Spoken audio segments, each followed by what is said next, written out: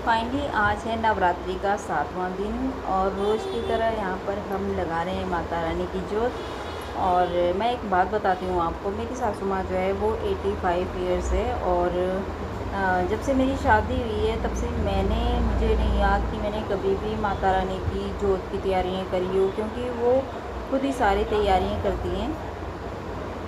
और इतनी उम्र होने के बावजूद भी वो बहुत एक्टिव रहती हैं। और इसका रीज़न यही है कि पहले के खाना पीना और अब के खाने पीने में बहुत फ़र्क है।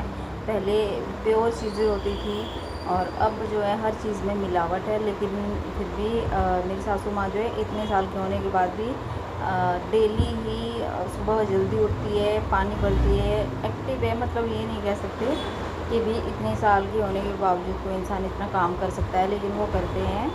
और आप देख सकते हैं जो वो ही लगाते हैं जब से वो बताते हैं हमें कि मैं 6 साल की थी तब से मैंने माता रानी की नवरात्रे शुरू किए थे और तब से ही वो जोत लगाती हैं।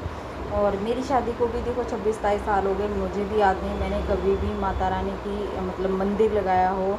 हमें जो कहते हैं कि ये सामान ला दो, हम वो ला के दे देते हैं, लेकिन सारा जो काम है वो मेरी सासू माँ ही करती है।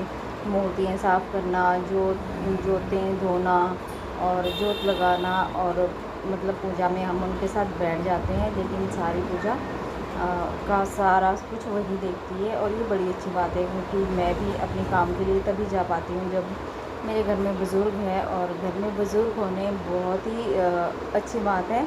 और मैं बहुत खुशकिस्मत हूँ कि मेरे घर में बुज़ुर्ग हैं और उनके साथ मुझे ये मौका मिलता है उनसे चीज़ें सीखने का।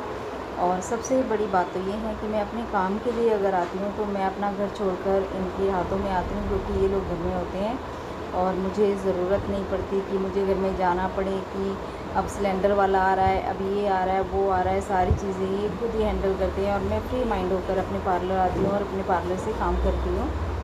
और लेकिन मैंने शुरू से यही देखा है और हमें भी हमारी सास ने यही सिखाया है कि अपना सुबह उठ के नहा धोने के बाद तुलसी में जल देना है, पूजा करनी है और फिर नाश्ता पानी करना है। आप देख सकते हैं इनसे मेरी सासू माँ जो है ऊपर चढ़ने के लिए बिल्कुल मतलब इतनी ईज़िली चढ़ नहीं पाते हैं, लेकिन फिर भी